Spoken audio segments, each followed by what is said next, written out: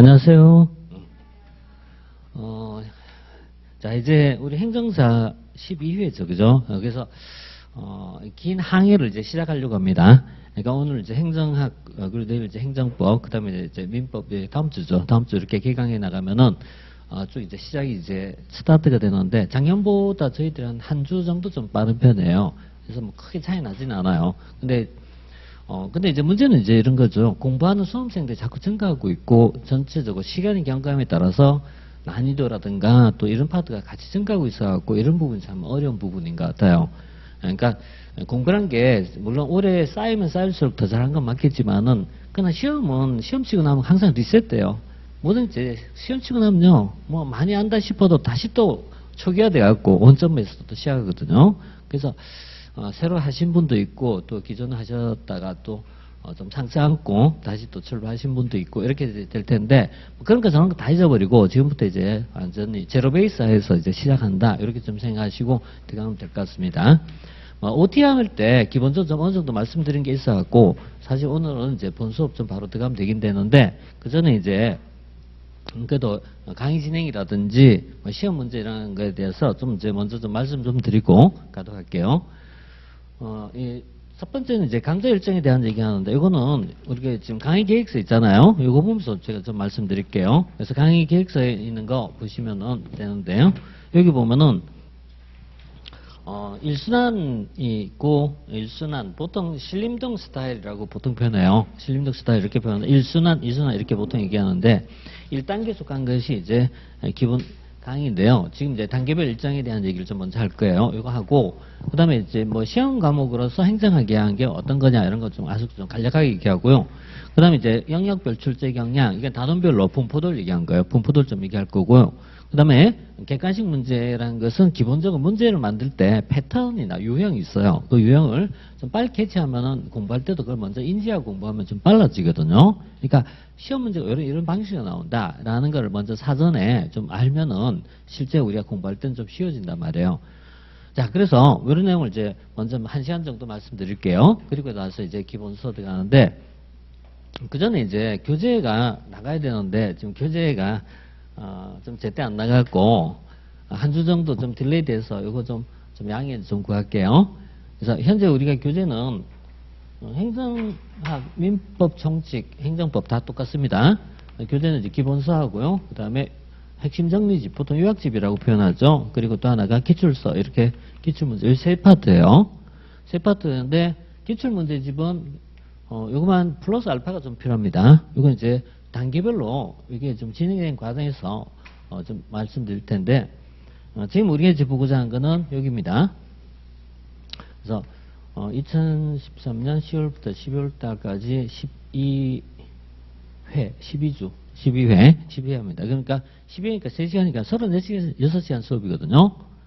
36시간 수업이라는 거는 어떻게 생각하면 굉장히 짧아요. 왜냐면은 어떤 학문마다 그 학문은 전체적으로 우리가 아우르는 내용을 정리하려면은 절대적으로 사실은 이보다 한 2배 정도 필요해요. 그러니까 통계적으로 한 60시간에서 80시간 정도가 보통 적절하다고 보셔요. 근데 우리는 지금 시간이 36시간 정도로 잡고 있고 민법 총칙은 여기 3시간 더 적습니다. 그럼 그 시간에 정리가 되냐 이렇게 얘기하는데 당연히 안 되죠. 당연히 안 되는데 근데 이제 더 공부하면 어떻게 되냐 보면은 물론 좋겠죠. 근데 더 공부해도 이제 또 안 됩니다. 왜냐하면 물리적 한계를 벗어나거든요. 우리가 공부할 시간이 없어요. 공부할 시간이 없고 그래서 그것도 불가능한 거예요. 그럼 결국은 이 안에서 답을 찾아야 돼요. 그렇다. 그래서 이게 이제 한 12년 정도로 학원에서 계속해서 강의를 해오면서 통계적으로 봤을 때 많이 확보하면은 더 좋은 결과를 얻을 거라고 생각하지만 그렇지는 않아요. 왜냐하면 많은 시간 확보해도 오시지 못해요. 여러분 오시지 못하고 동영상만 한다면 가능할 수 있을지 몰라도 실강하면 좀 부자리 방법이 없더라고요. 그래서 왜냐하면 1차도 2차도 공부해야 되잖아요. 그러니까 보통 우리가 커리가 주중에는 1차를 공부하고 주말에는 2차로 지금 커리에 잡혀 있거든요. 이 상황에서 1시간 더 넣으면요. 오시는 분들 다 죽어요. 그냥 초죽음이 돼요. 그거 더 하란 말이냐 이래 되거든요. 그래서 이게 물리적 한계가 결국 이제 가장 큰 부분이에요. 그러면은 이 시간에서 해결할 수 있냐면 해결하도록 만들어야 됩니다. 무조건 만들어야 됩니다. 그래서 만들도록 할 겁니다. 이거는. 자, 그래서 이런 건 이제 그래도 괜찮습니까? 괜찮습니다. 왜냐하면 지금까지 그래 와도 아무 문제 없이 다 되셨어요. 돼 나가셨으니까 문제 없다. 이렇게 보시면 돼요. 그 다음에 요거는 이제 지난주에 우리가 입문 강의를 했거든요. 그래서 혹시 입문 강의 안 들으셨으면 요거 시간 내서 먼저 좀 들어주시면 좋을 것 같아요. 그래서 요거는 좀 필히 좀 들어보십시오. 들어보시고, 그 다음에 이걸 바탕으로 해서 기본 이론이 이제 전개되고요. 그래서 오늘 보는 내용은 지난주 입문 강의 했던 내용 중에서 중복적 내용이 좀 많아요. 중복적 내용이 많으면 그만큼 이해가 빠르다는 얘기가 돼요. 그래서 이렇게 좀 들어갈 거고, 그 다음에 2024년도에 1, 2월 달에 단권화 시기로 들어가는데 1, 2월 달은 사실상 시간이 작아요. 왜 작냐면 중간에 설이 있어요. 설 명절이 있어갖고 좀 빡빡해요. 그래서 이때부터는 좀 빡빡한 타이트한 수업이 진행이 될 겁니다. 그러니까 현재는 일주일에 한 번씩 오시면 되잖아요. 이때는 일주일에 한 번이 보통 2번 정도 잡힐 겁니다. 그래서 수업 시간이 좀 모자랄 거예요. 그래서 이때는 쉴 틈이 없다 이렇게 보시면 돼요. 올해는 여유 있게 공부하시지만 내년은 절대 여유 없다 이렇게 보시면 돼요. 그 다음에 단권화 시기를 거치고 나서 객관식으로 들어간 게 2월 말 또는 이제 3월달, 4월달에 객관식 들어갑니다. 이때는 기출문제를 가지고 합니다. 기출문제를 가지고 볼 거고요. 그 다음에 여기서 이제 요즘 보니까 좀 패턴이 기출문제만 가지고 공부하는 스타일로 가시는 부분이 좀 있더라고요. 그러니까 다른 학원에서 아마 그렇게 하시는지 아니면 그게 어떤 사이트에서 그렇게 하는지 그건 잘 모르겠어요. 유튜브에 보니까 몇 번 그런 걸 봤거든요. 그거 큰일 납니다. 기출문제만 가지고 공부하는 건 정말 위험합니다. 그거 하지 마세요. 그렇게 하면은 망합니다. 운전면허 아닙니다. 운전면허 시험 그렇게 해도 됩니다. 그죠? 그렇지만은 그건 아닙니다. 보통 시험이란 게 이 종류에 따라 차이가 있어요. 그러니까 운전면허 같은 거는 진짜 뭐죠? 기출문제만 보면 돼요. 근데 이 운전면허 말고 공무원 공채 같은 경우라든가 이런 경우에 들었을 때 또는 자격증 일부에 대한 부분은 기출만 봐서 되는 게 아니고 플러스 알파를 해야 돼요. 근데 이보다 더 어려운 시험도 물론 있어요. 피셋 같은 방식을 채택할 때는 기출문제를 응용하는 단계이기 때문에 더 어려워질 수 있어요. 그래서 보통 우리가 공부한 것은 2단계 정도의 학습을 가지고 보셔요. 이게 무슨 얘기냐면은 방금 얘기한 것처럼 운전면허 같은 스타일에는요 기출만 분석하고 그 안에 있는 거 맞추면 됩니다. 하지만은 이보다 좀 문제의 수준이 높아지는 이런 종류의 시험이 되었을 때는요 이것만 보면 안 돼요. 기출문제를 응용할 수 있어야 돼요. 응용할 수 있으면 부분적 응용을 해줘야 돼요. 그래서 이때는 기출만 가지고 공부하시면은 진짜 위험합니다. 진짜 위험합니다. 그리고 패턴은 앞으로 좀 변할 겁니다. 패턴 매년 조금씩 변해 나가고 있고 특히 작년도하고 올해하고 조금 패턴이 변화가 왔었어요. 조금 어려워졌어요. 그래서 점수상으로는 한 3점 정도 전체 평균이 좀 다운돼 있거든요. 이 추세가 내년도 이어진다면은 조금 더 내려갈 수도 있어요. 그러면은 우리 공부 범위를 조금 더 넓혀야 돼요. 그래서 이런 부분이 있어갖고 이거 공부하실 때는 기출만 보시면 안 되고 플러스 알파 좀 더 들어가셔야 돼요. 그래서 이 범위를 조금만 더 넓히시면 돼요. 이거는 이제 여러분하고 저하고 고민할 사항입니다. 어디까지 공부 바운드를 잡아야 될지라는 문제는 같이 고민할 사항입니다. 그래서 이건 좀 맞춰가도록 할 거예요. 맞춰가도록 할 거고요. 그 다음에 그 다음 단계에서 이제 뭐 전범위 동형이라고 보통 표현하죠. 동형 모의고사라고 해서 5월 달쯤에 이렇게 할 텐데 요 커리를 이제 우리가 순서대로 다 밟아야 되느냐라고 하면은 그게 가는 것이 권장사항이에요. 하지만 또 개인적으로는 또 다를 수 있습니다. 그냥 공부를 좀 빨리빨리 진행하신 분도 있고 또 그래서 이 중에서 그러니까 보통 1, 2, 3, 4 중에서 꼭 필히 봐야 된다면은 1, 2 중에 하나 선택하십시오. 1, 2 중에 하나 선택하시고 그 다음에 세 번째는 반드시 보셔야 돼요. 그러니까 1, 5월, 2 이렇게 하고 플러스 3 이거는 반드시 하셔야 돼요. 다만 이제 공부의 경력하고 캐리어가 좀 관련돼 있어요. 그래서 제가 지금 하는 기본 이론 과정에서는 좀 배경 지식을 많이 얘기할게요. 배경 지식 얘기하고 시험용보다는 약간 좀 넓게 얘기할 거예요. 넓게 얘기하고 좀 기본을 갖춘 쪽으로 잡을 거예요. 그런데 요 2단계 단권화 내년도 들어간 강좌는 좀 군사를 좀 빼고 들어갈 겁니다. 그래서 템포가 좀 빨라질 거예요. 그러니까 이해하기 어려울 수 있어요. 어떻게 생각하면은. 그래서 본인 이해 정도에 따라서 좀 선택하시면 될 것 같아요. 근데 지금 그냥 순서대로 하는 거니까 뭐 그냥 따라오시면 되겠지만은 나중에 이때 돼서 복습 동영상을 활용할 때 선택하시라는 얘기예요. 그러니까 어느 걸 선택할까라는 것은 그때 가서 보시면 됩니다. 그런데 지금은 그냥 순서대로 보십시오. 포괄적 이해를 좀 하도록 할게요. 지금은. 그래서 지금은 용어 정리에 좀 비중을 좀 많이 두고 갈 겁니다. 이렇게 이제 보시고요. 그 다음에 뒤에 가면은 이제 객관식 말고 전범위 들어갔을 때는 이건 있잖아요. 옵션이라고 보시면 돼요. 옵션인데 보통은 하신 게 제일 좋아요. 왜냐면은 그래야 골고루 공부하니까. 하지만은 이건 뭐 뒤에 가서 선택하실 상황이니까 바쁘면 어떻게 해요? 이렇게만 좀 코스 잡으시는 것도 하나의 방법이다 이렇게 봅니다. 자, 그 다음에 교재는 잠깐 이제 다시 더 말씀드린 교재를 하면은 지금은 이제 우리 기본서하고요 요약집이 있어요. 요약집이 기본서가 한 행정학은 대략 한 600페이지 조금 안 돼요. 그 다음에 요약집은 한 200페이지 정도 돼요. 그래서 여기 기본적으로 기본서와 요약집을 병영 공부할 거예요. 병영 공부할 건데 결국 목표는요 요약집에다가 다 정리한 게 목표예요. 요약집 정리한 게 목표인데 그 목표를 달기 위해서는 기본서 읽어보셔야 돼요. 그래서 기본서는 좀 셀렉트해서 공부하시면 돼요. 셀렉트하고 이거는 좀 선별적으로 좀 공부하시면 돼요. 제가 이제 수업 때 말씀드릴게요. 이거는. 그 다음에 요약집은 이건 뭐 선택 없습니다. 무조건 공부하셔야 돼요. 이건 이제 다 보셔야 되는데 요약집만 한 5번 정도 돌리면은 거의 시험에 필요한 건 다 공부할 거라고 봅니다. 그래서 전국적으로 요약집만 잘 돌리시면 되니까 이렇게 보시면 될 것 같고 두 개 다 교재는 오늘 못 나와갖고 다음 주 수업할 때 나올 겁니다. 그래서 조금 혹시 좀 불편 들어갖고 좀 죄송하긴 한데 조금만 좀 일단 한 주만 좀 기다려 주세요. 대신 이제 이렇게 프린트를 좀 오늘 나가겠습니다. 자, 여기 이제 뭐 진행 방법 좀 잠깐 이제 말씀드렸고요. 자, 그다음에 이제 이게 이제 행정학이라는 학문에 대한 내용이 있어요. 이게 이제 들어가는데 이제 이 지난주에 우리 이제 이걸 조금 말씀드렸어요. 좀 말씀드려갖고 뭐 행정학 이제 법과목하고 기본적으로 차이점에 대한 것을 이렇게 보는데 사회과학 중에서 대체로 학자가 붙어있는 학문치고 그 만만한 과목이 하나도 없어요. 그러니까 중개사 공부하신 분은 부동산 학개론이라고 있어요. 여기 있고 부동산 학개론도 보면 학개론이거든요. 추상적이에요. 추상적. 이런 학문이 학자부터 하면 대부분 그래요. 그래서 뭐 행정학뿐만 아니라 뭐 정치학 이런 것도 그렇고요. 그래서 이런 부분 공통적으로 법학처럼 딱딱 떨어지지 않는 부분이 있어요. 다시 가면은 이 출제 범위라든가 문장을 물어가는 방식이 비정형적이라는 얘기예요. 패턴이 명확하지 않다는 얘기예요. 패턴이 명확하지 않고 그래서 좀 약간 뜬구름 잡는 느낌이 굉장히 많이 들어요. 그래서 이 학과목은 공부하기 좀 상대적으로 어려워요. 상당히 어려운데 다만 행정사의 행정학은 패턴이 있다는 얘기예요.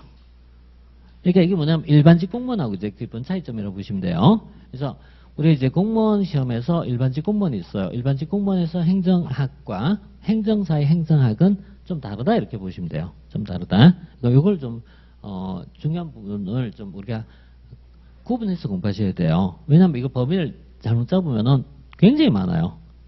그러니까 일반직 공무원에서 행정학을 공부할 때는 아까 이제 잠깐 얘기한 것처럼 최소 강의가 64강에서부터 해서 한 100강 정도를 공부하셔야 돼요. 근부장도 분량이 필요합니다. 그거는요 다 공부하기 때문에 그래요. 근데 우리가 공부할 땐 그 정도까지 할 필요는 없거든요. 그래서 범위를 좀 좁히는 게 제일 중요하거든요. 그래서 여기서 범위를 좀 제한할 거예요. 범위를 제한한 것뿐만 아니라 문제에서 어떤 패턴이라는 게 있어요. 문제가 어떤 패턴이 나오냐라는 건데 그거 잠시 후에 좀 말씀드릴게요. 그래서 객관식이라는 거는 문제의 패턴이라는 것을 빨리 파악하는 것이 결국 이제 빨리 공부한 방법이 되겠죠. 그런 내용이 있고요. 자, 그 다음에 두 번째는 제도나 논점이라는 부분이 굉장히 이제 매번 나타나요. 근데 생각보다 크진 않아요. 뭐 결론적이게 하면은 두 문제 정도입니다. 제도나 논점 또는 뭐 법령의 변화가 있어요. 이런 부분이 보통 패턴을 보면 한 두 문제, 많이 나올 때는 세 문제 정도예요. 두 문제, 세 문제 정도인데 근데 이제 우리가 고득점을 해야 된다면 이런 걸 꼭 봐야 돼요. 그렇지만 그게 아니라면 어때요? 꼭 봐야 되는 건 아니에요. 다만 그래도 올해의 내용 중에서 중요한 뭔가가 있을 수 있어요. 왜냐면 최근에 2022년도하고 2023년도 가장 큰 제도 변화라면은 지방자치에 관련된 전체적 변화거든요. 그러니까 특히 주민 참여 제도가 있어요. 뭐 주민 투표니, 주민 소환이니 이런 제도가 있어요. 이런 제도가 이 2022년도를 기점으로 해서 굉장히 많이 바뀌었어요. 그럼 2022년도의 제도 변화는 시험 문제에서는 2022년에 나온 게 아니라 2023년도에 4년도에 나오거든요. 그래서 이 부분이 23년, 24년에 걸쳐서 이렇게 많이 나오거든요. 그래서 이 부분이 좀 바뀐 거기 때문에 이것도 두세 문제지만은 놓치면 안 되겠다라고 생각해요. 왜냐하면 이런 건 어렵진 않거든요. 정리만 되는 거기 때문에. 그래서 이런 거 이제 나중에 좀 모아서 할 겁니다. 그 다음에 뭐 사회학은 그 다음에 이제 보다시피요. 사회학은 사실은 이거예요. 배경과 용어만 알면은 배경과 용어만 알면은 무조건 50점 받아요. 정말 50점 받아 이거는. 근데 배경을 전체적으로 이해하시면 돼요. 이걸 좀 잘 이해하시고 여기 따라서 용어만 잘 정리하셔도 50점 받을 수 있어요. 그래서 이 내용들이 우리가 이번 과정에서 제일 큰 목표입니다. 그래서 이번 과정에서 제일 큰 거는 흐름 좀 잡고 왜 이렇게 갔다라는 어떤 전체 흐름, 스토리를 좀 잡아볼게요. 그래서 수업 자체가요, 뭐 약간 스토리텔링 좀 비슷한 부분이 좀 있어요. 얘기하다 보면은 주저주저 하다 보면 이렇게 해서 갔구나 이런 식이거든요. 이런 것을 이제 좀 그래도 지금 제 여유 있을 때이기 때문에 좀 가능하면 좀 많이 언급해 드리려고 합니다. 이렇게 하고요. 그 다음 요 뒷페이지 잠깐 보실까요? 뒷페이지 보면요. 강의계획서 진도표 뒤에 보면요. 오늘 하고 그 다음에 다음 주는 수요일 수업 할 거예요. 근데 그 다음 주부터는 화요일로 좀 더 요일 좀 바뀌니까 요거 좀 참고해갖고 혹시 이게 처음에 행정법도 아마 다음 주 좀 변화 있을 겁니다. 그래서 요거 좀 초기에 좀 놓치지 말고 좀 처음부터 세팅을 깔끔하게 했으면 되게 좋은데 하다 보니까 이게 잘 맞았더라고요. 그래서 이렇게 변경된 거 좀 양해 드릴게요. 그래서 요거 좀 체크해 두시고요. 그 다음에 여기 있는 내용이 진도표는 대충 이렇게 갈 겁니다. 대략 이렇게 갈 겁니다. 근데 거의 90번대는 이렇게 갈 테니까 여기 맞춰보시면 될 것 같고요. 자, 그 다음에 이제 우리가 이제 교재를 보시면은 행정학은요 보통 이제 7편으로 많이 구성되어 있어요. 7편으로 구성되어 있어 갖고 이거는 어디 보시냐면은 요 두 개가 오늘 자료일 겁니다. 하나는 이건 요약집 자료고요. 그 다음에 목차 이렇게 나와 있는 것은 이건 기본서 목차거든요. 기본서 목차인데요. 여기 보시면은 1편, 2편 이렇게 쭉 나와 있잖아요. 여기에다가 여기 해당되는 문항을 적어 보세요. 이러면은 동기부여가 좀 더 명확해져요. 이게 뭐냐면 이제 우리가 행정서 시험은요. 2013년 1회 실시된 이후부터요. 4회까지는 20문항 시험이었어요. 그러다가 2017년 5회부터 시작해서 2022년도까지, 23년도까지죠. 11회 시험을 시행될 때까지부터 이제 25문항 늘었어요. 문항이 5문제가 좀 늘었는데, 문항도 늘었지만, 시험의 난이도를 볼 때는, 난이도는 이때가 가장 난이도가 높은 시점이었어요. 이때 시험 문제의 내용 패턴이 7급 문제 플러스 옛날 고시 문제 이런 정도 스타일까지 올라갔어요.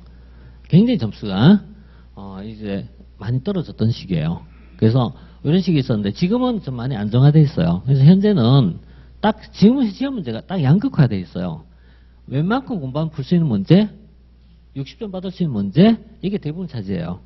근데 난이도 조절형 문제가 몇 개 들어가요. 이게 굉장히 어려워요. 이거 최근 문제는. 그래서 최근에 나온 문제는 적어도 한 5문제 정도는 아예 이렇게 아예 마음 비우고 가시는 게 더 좋아요. 마음 비우고 아예 틀리지 뭐 이렇게 생각하고 그래서 만점을 80점 이렇게 목표 잡고 가시는 게 차라리 더 속 편하다는 얘기예요. 이건 이제 최근 문제 이제 패턴이고 자, 여기 보면은 문항에서 평균 문항 정도만 잠깐 좀 짚어보면요. 이 지나간 거는 빼버리고 최근 것만 가지고 보면요. 1편에서 나온 문제가 보통 한 6문항 정도 나와요. 그래서 여기다 요즘 목차 옆에다 그걸 적어 보시면 되겠죠. 1편 해놓고 6문제 이렇게. 그다음 2편 정책학이 있어요. 정책학에서 3문제. 조직론이 있어요. 조직론 파트에서 평균 4.5문이니까요. 4문제에서 반 4.5 이렇게 합시다. 이렇게 할게요. 그 다음에 인사행정 파트에서 4문제. 재무행정에서 2.5문제. 환류에서 1.8 이렇게 그대로 한번 잡아봅시다. 그다음 지방행정 3.3 이렇게 봤어요. 이게 뭐냐면 이제 단원별 비중입니다. 비중 차이입니다. 그럼 이게 이제 공무원 시험하고 이제 패턴이 달라요. 어떻게 냐면은 보통 공무원 시험은 자, 1편 기초이론입니다. 1편 기초이론에서 공무원 시험 같다면은 우리가 지금 6문제가 나오거든요. 6문제가 나오는데 이게 일반직 공무원 같으면 한 3문제 정도 나와요. 그 3문제 나오는데 우리가 6문제 많이 나오거든요. 그 일반직하고 이제 다른 게 1편에 대한 비중이 굉장히 높다는 얘기예요. 또 1편 중에도 특히 많이 나온 파트가 있어요. 많이 나온 파트가 이론이라든가 이념이다 이런 파트가 있어요. 그러니까 이 목록 보시면요. 2장이 있고요. 3장이 보면 행정 이념이라고 있죠. 예, 이거 좀 체크해 놓으세요. 체크해 놓으시고 2장도 중요하긴 합니다만은 3장에서 많이 나와요. 그다음에 4장이 있어요. 4장은 행정학의 발달사 이론이 나오거든요. 이게 의외로 많이 나와요. 굉장히 많이 나와요. 굉장히 많이 나오기 때문에 이 파트 이제 꼼꼼히 좀 공부해 줘야 돼요. 그래서 1편에서 거의 6문제에 나온다는 말은 굉장히 많이 나온 출제예요. 이런 게 이제 하나의 우리 행정사만의 특징이라고 보시면 돼요. 특징이다. 그 다음에요. 2편은 지금 3문제 정도밖에 안 나오거든요. 2편이 사실은 어려워요. 어렵고 1편만큼 시간이 많이 걸려요. 그런데도 만량이 많이 나오지 않다는 얘기예요. 그래서 3문제만 좀 적게 나온다는 얘기예요. 적게 나온다는 거예요. 왜냐하면 일반 공무원 같은 경우에는 보통 이게 5문제 정도가 나오거든요. 그러니까 이게 있잖아요. 일반직 공무원 시험이고요. 공무원 시험이고 이게 저기 행정사거든요. 그래서 행정사에서 나온 부분이 2편은 상대적 비중이 떨어진다 이걸 얘기한 겁니다. 떨어진다면 그럼 어때요? 약간 좀 힘을 빼고 공부하실 필요도 있어요. 그러면 정리할 때 어때요? 개념 중심하고 특히 정책 분석론 이런 거 거의 안 나오거든요.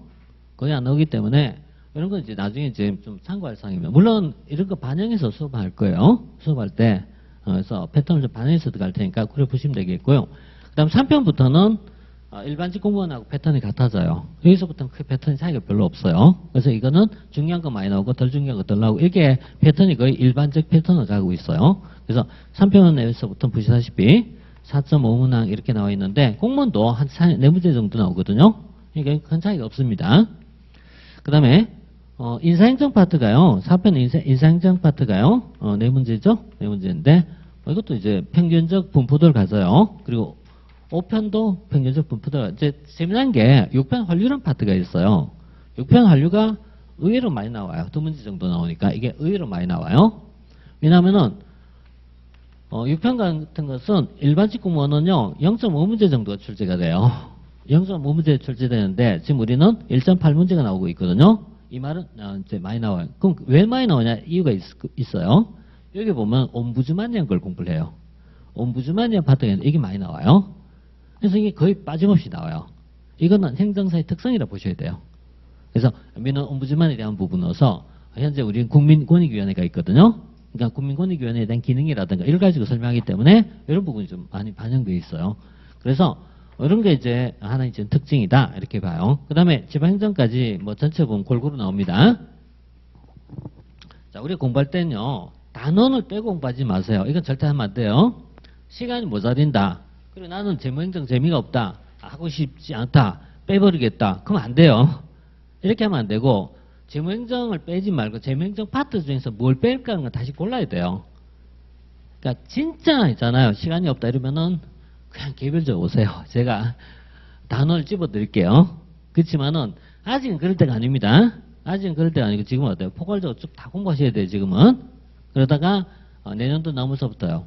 좀 나올 파트를 좀 집어서 공부해야 되겠죠. 이건 뭐 그건 어쩔 수 없는 선택이니까. 지금은 이제 그냥 넓게 보고요. 대신에 이렇게 좀 분포도를 좀 이해하고 가시면은 조금 있잖아요. 우리 정리할 때 좀 동기부여가 되지 않나 이렇게 생각해요. 자, 이렇게 이제 보시고요. 자, 그 다음에 단원별 할 때는 그때마다 따로 말씀드릴게요. 예를 들어서 1편 중에서 뭐가 더 중요하다 이런 건 나중에 따로 말씀드릴 테니까요. 나중에 보면 돼요. 자, 그 다음에 객관식 문제가 가지고 있는 어떤 패턴입니다. 이거는 모든 시험에 다 똑같아요. 모든 시험이 그 패턴이라는 게 있어요. 그럼 뭘 묻느냐 이런 얘기 뭘 묻느냐? 뭘 묻느냐 할 때 제일 기본형은 개념을 묻는 거예요. 개념 묻는 것. 그러니까 개념이나 용어 정의를 묻는 것이 가장 일반적 패턴이에요. 이게. 그래서 이게 이제 가장 기본 패턴인데, 뭐, 예컨대 이런 식입니다. 스타일이.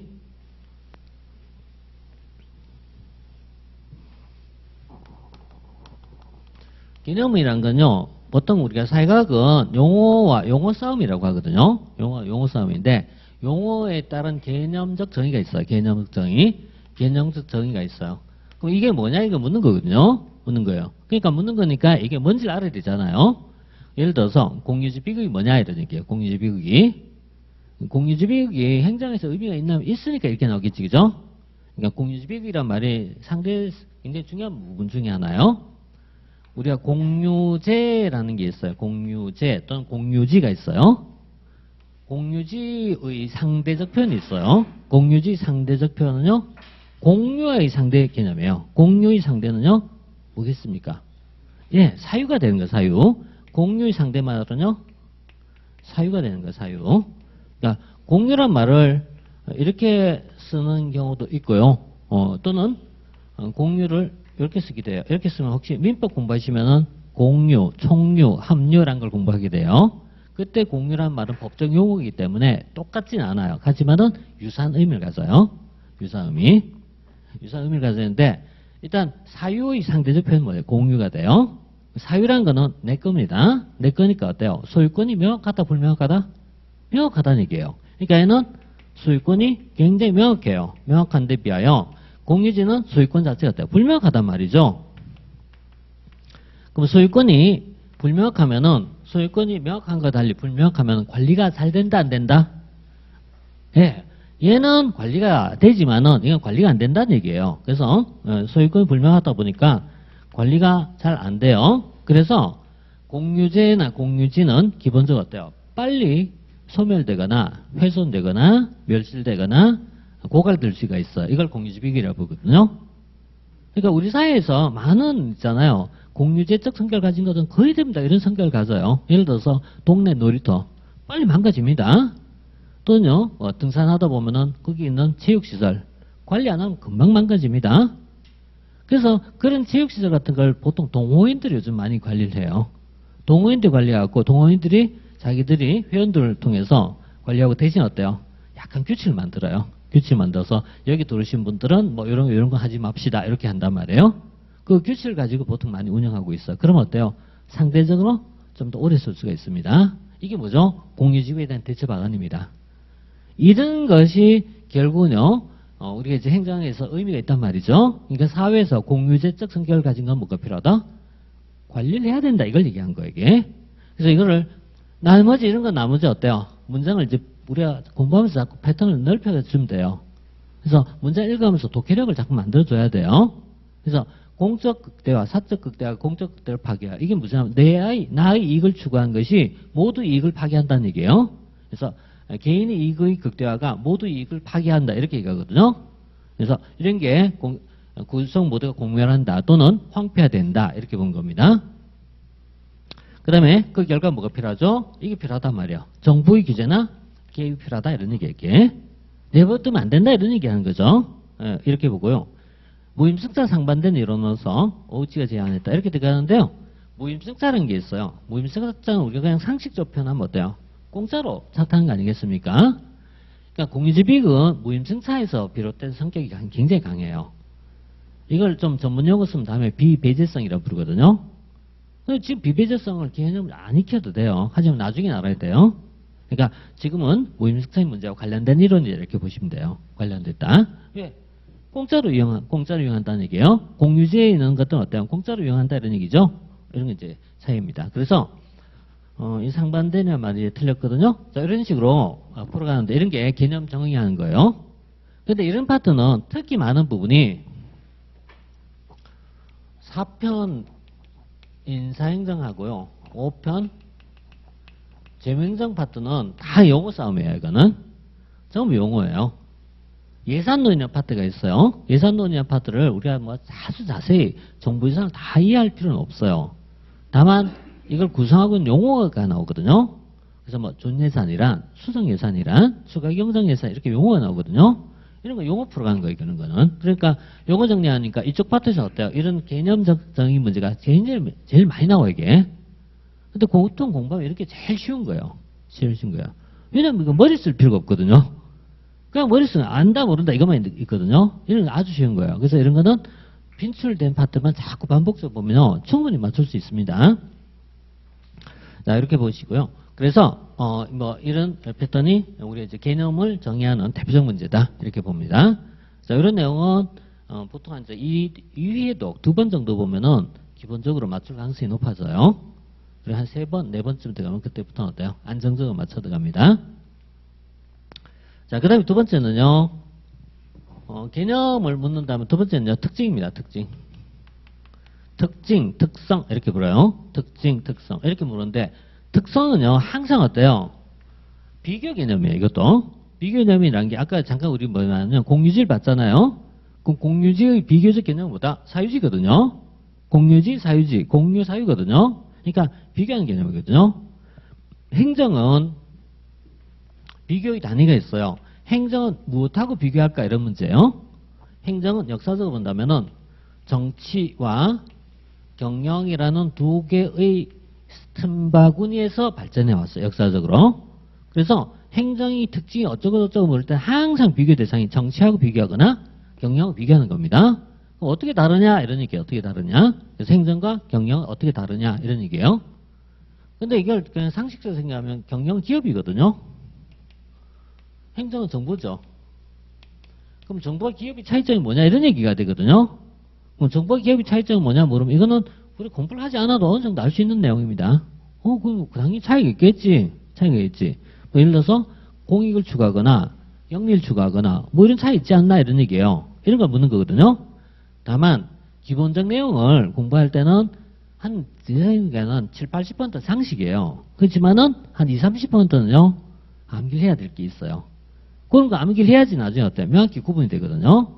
그래서 이런 거는 대체로 상식에 기반하여 풀면 대부분 맞아요. 하지만 상식만 갖고 안 되는 부분이 발생할 수 있겠죠? 이때는 몇 개는 좀 암기해야 돼요. 그래서 이런 건 어때요? 줄여갖고 암기할 필요가 있어요. 다 기억하면 어때요? 머리가 아프거든요. 이런 거 어때요? 필요한 것만. 그러니까 필요한 부분만 어때요? 선택적으로 셀렉트해갖고 그리고 항상 어때요? 비교를 통해서 해야 돼요. 항상. 그리고 항상 어때요? 비교를 통해서 한다. 그러니까 이렇게 두 개가 어떻게 다를까 이런 얘기겠죠. 그래서 이런 걸 얘기하는데 이건 나중에 공부하시면 알 수 있으니까요. 뭐 예를 들어서 행정은 공익을 추구한다. 이건 당연히 얘기 아니겠습니까? 행정은 시민에게 평등이 되어간다. 이거 당연히 맞겠죠.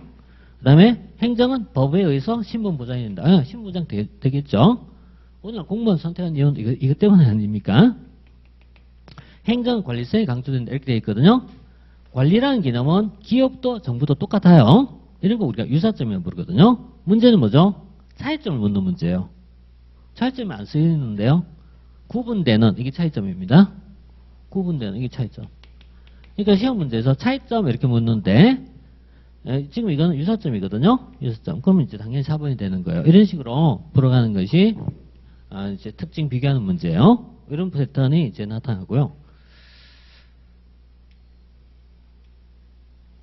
그 다음에 이제 이 부분은, 이건 이제 조직론 파트에 보면은 동기부여 이론이라고 있어요.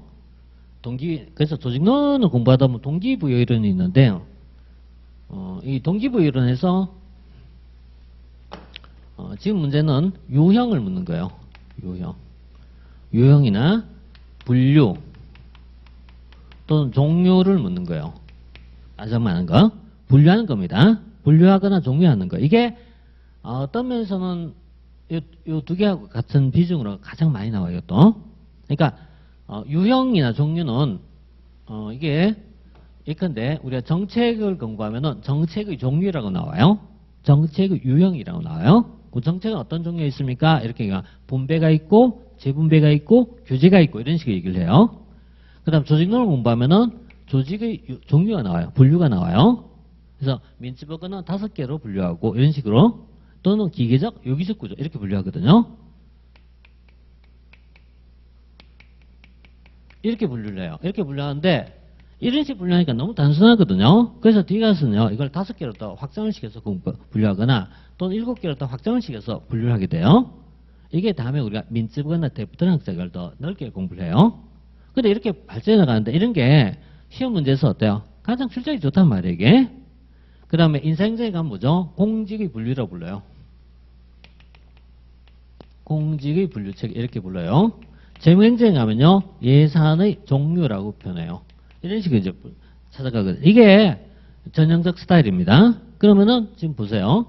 이건죠, 동기부여 이론이거든요. 동기부여 이론. 동기부여 이론이 있어요. 동기부여 이론은 말 그대로 동기를 부여하고자 하는 이론입니다. 그래서 우리가 공부하는 학습 과정에서는요, 이거 참고하기 참 좋아요. 실제 내가 동기를 부여해주게 공부를 열심히 하잖아요. 그게 동기부여에 대한 문제예요. 근데 실제 이 파트는 공부를 하면 어때요? 동기가 부여되지 않고 동기가 사라져요. 너무 많아. 머리 아파요, 진짜. 학자도 있잖아요. 한 17명 정도가 나와요. 그 낮에 보면, 이 책 그냥 던져버리고 싶어. 이거 다 봐야 돼, 이런 생각이 들어요. 다 봐야 돼. 그럼 보지 마세요, 그럼 뭐. 안 보면 되지, 뭐. 틀리면 어떻게 해요? 뭐 틀리지, 뭐. 근데 그걸 이제 타협을 하면은 나중에 가면요, 알맹이가 없어요. 그럼 다 타협하다 보면요, 에이, 뭐, 꼭 뭐 행사사 해야 돼, 뭐 이런 식으로 나갈 수 있어. 그럼 하나만 하잖아, 그죠? 그래서 그렇게 하면 안 되잖아요. 그러니까 우리가 이제 많이 하고 공부하기 싫을 때는 어때요? 전공법을 채택해야 돼요. 전공법을 채택하는데 처음에는 법률주의라고 공부를 해야 돼요. 법률주의라고 예를 들어서 동기부여는 두 가지가 있어요. 하나를 내용이론이라고 부르고 또 하나를 과정이론이라고 불러요. 그럼 여기에 속하는 것이 있고 여기 있는데 여기 쪽이 5개가 있어요. 5개 있고 아까 이게 한 17개, 18개 있었다고 했거든요. 이쪽에는 그러면 최소한 어때요? 13개 이상이 있다는 얘기가 돼요. 줄여서 그래요. 줄여서 13개고 늘리면 더 많아요. 13개를 다 기억하시면 할 수 있습니까? 못하죠. 못하죠. 그럼 안 하면 돼요, 진짜. 안 하고 이쪽만 기억하면 돼요. 그럼 어때요? 요거에 관련된 문제 중에 50번대 맞출 확률이 생겨요. 그 다음에 조금 더 들어가면 이 안에서 또 있잖아요. 중요한 게 있어요. 중요한 게 있고 확장 이론이 있어요. 중요한 걸 먼저 공부하면요. 이 안에서 한 80번대 더 맞춰요. 그 3개만 공부하면 돼요. 이거는 많지가 않아요. 이렇게 하면 그 다음 패턴이에요. 이게 공부 패턴이거든요. 그러니까 처음에 이 중에서 5개 먼저 기억하자. 그 다음에 이쪽은요. 3개만 기억하면 돼요. 이렇게 하면 그 다음에 이제 이 동기부여 전체에서 맞출 확률이 거의 8, 90% 정도 나와요. 그리고 이상한 문제가 나와요. 그건 어때요? 그러면 그렇게 시원하게 버려야 돼요. 시원하게 버리면 돼요. 그래서 공부하기 이제 그럼 어렵지 않아요, 진짜. 자, 지금은요, 뭐 없느냐면은 과정이론이에요. 그죠? 그럼 방금 봤죠? 과정이론 뭐 있다? 5개 있다고 했어요. 5개인데, 진짜 중요한 건 3가지예요. 진짜 중요한 건 3가지야. 기대이론, 공정성이론. 이게 대표적인 이론이에요, 이게. 대표적인. 딴 건 몰라도 이 2개는 알아야 돼요. 근데 이게 나올 확률은 이 안에서 거의 절대적이거든요. 절대적. 그래서 이 안에 딱 3가지가 나와요. 헐츠버그라는 학자가 있고, 부름이 있고, 아담스 있어요. 이 3명의 학자가 나올 확률은 무조건 이 안에서 90%가 됩니다. 그래서 이것만 찾으면 돼요. 여기 찾으면 돼요. 나머지는 그냥 몰라도 돼요. 몰라도 되지만 이건 알아야 되거든요. 2개만 갖고 좀 풀 수 있나요? 못 푸네.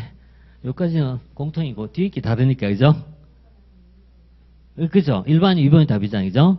어쨌든 확률적으로 본다면 어때요? 이 정도면 대폭 줄였잖아요. 50% 확률로 맞췄잖아요. 그게 어딥니까? 50%면은 그 맞출 수 있는 확률이 높아졌잖아요. 이렇게 이제 봐요. 근데 이거는 국가직 문제였어요. 행정사 역행 문제예요. 똑같죠? 그럼 뭐 패턴이란 게 모든 시험이 다 비슷비슷해요.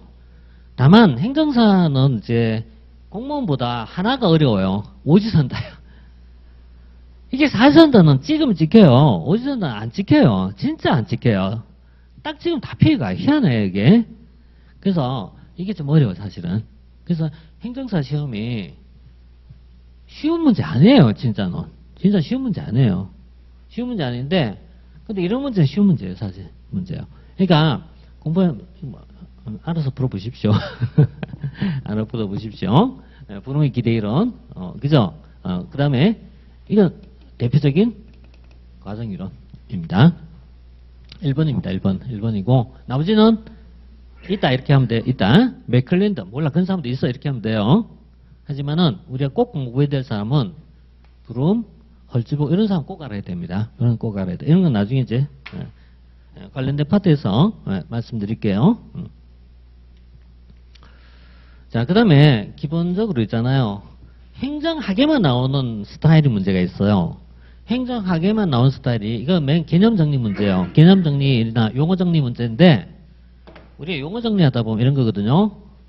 영어 시급 편수하면 A is B 이런 식이에요.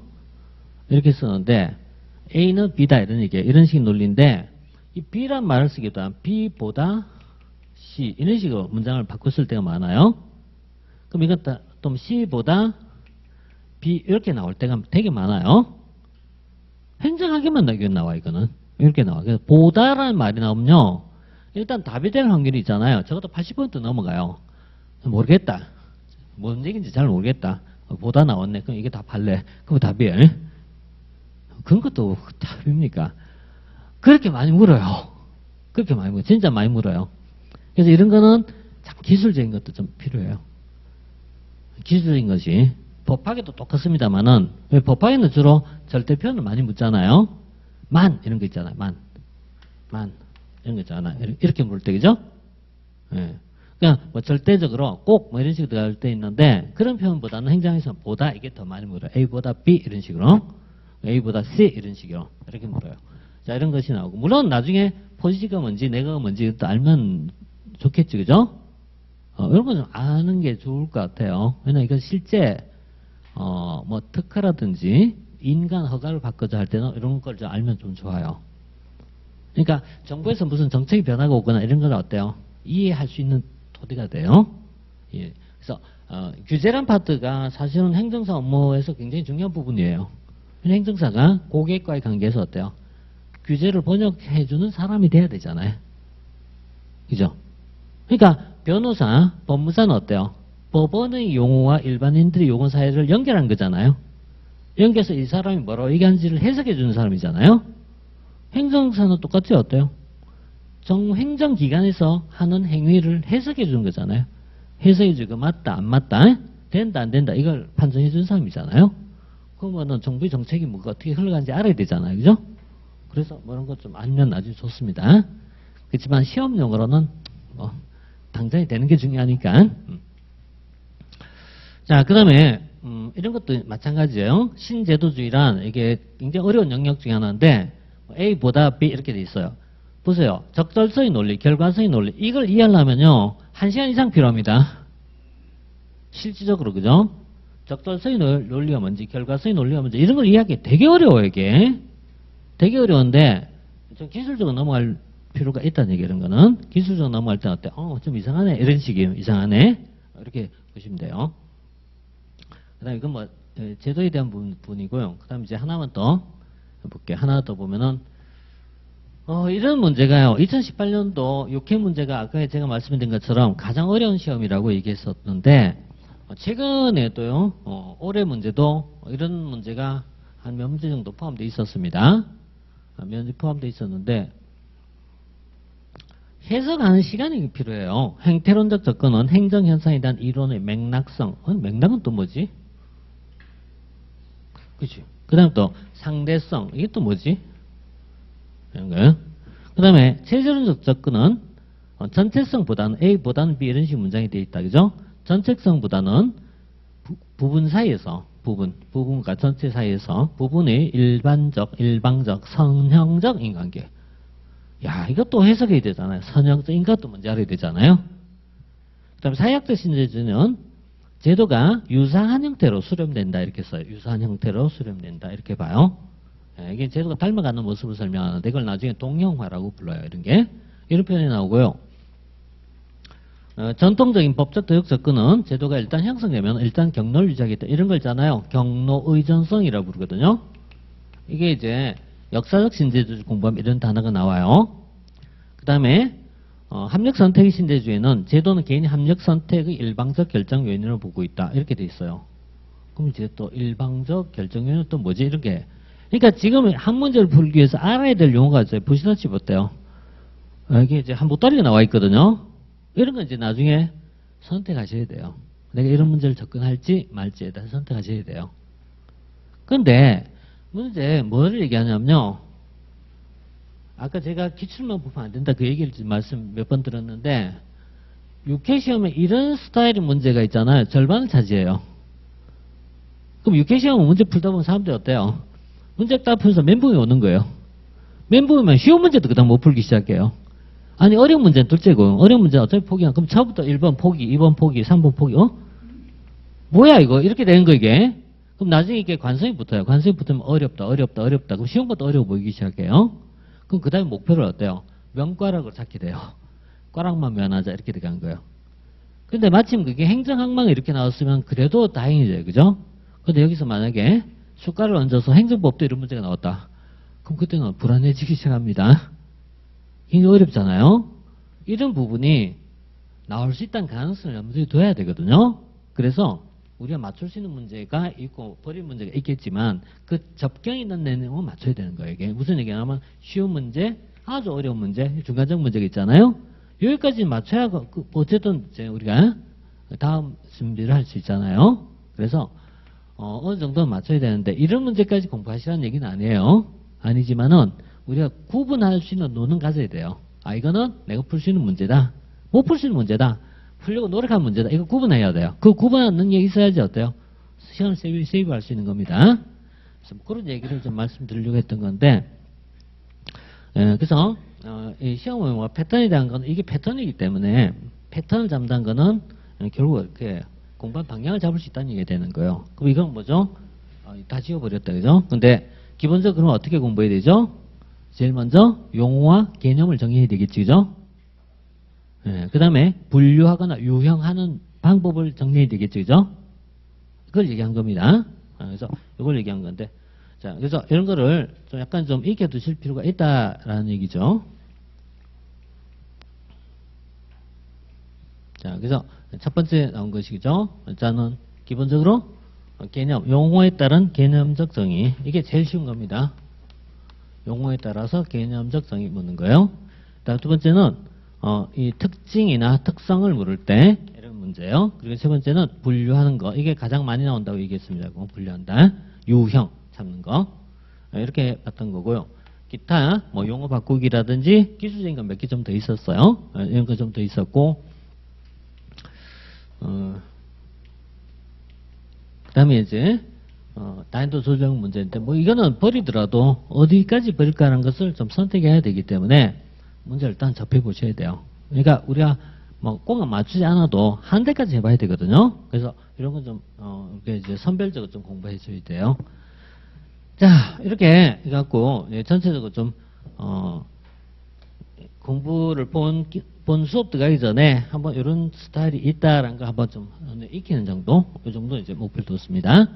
자, 이제 1편부터 좀 바로 들어갈 건데 우리 기본서에 보면요. 1편 들어가기 전에 예비학습이라고 있어요. 예비학습이 있는데 예비학습에서 국가에 대한 얘기를 좀 할 거예요. 국가론. 국가에 대한 얘기 좀 할 거고 국가에 대한 문제와 국가 성격의 변천이라고 되어 있어요. 그래서 국가의 변천, 정부관 이런 걸 얘기하는데 여기에 대한 얘기 좀 할 거예요. 그래서 진짜 기초용어를 좀 얘기할게요.